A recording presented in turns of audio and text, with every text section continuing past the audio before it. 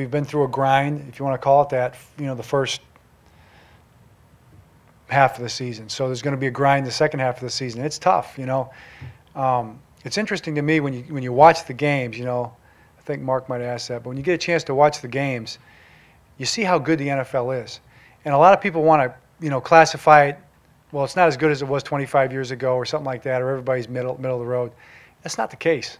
I mean, when you've got to line up and play the games every single week, you realize how good these teams are you're playing.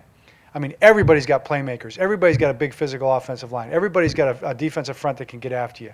There are players all over the league. There's good teams. They're all well coached.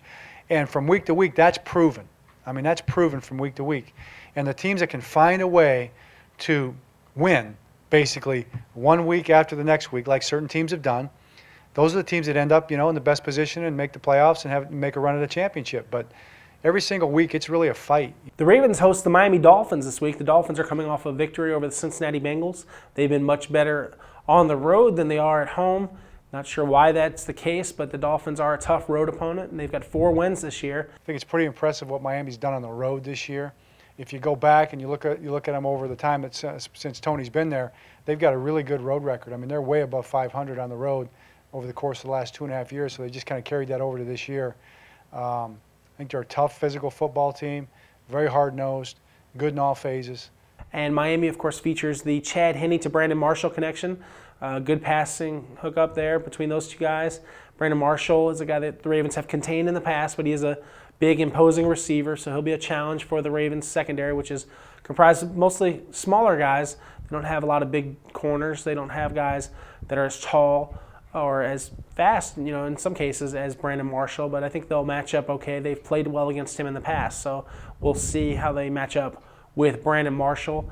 Defensively, watch out for Cameron Wake, good pass rusher. He's a Maryland native, went to DeMatha Catholic over in Hyattsville, and he played at Penn State.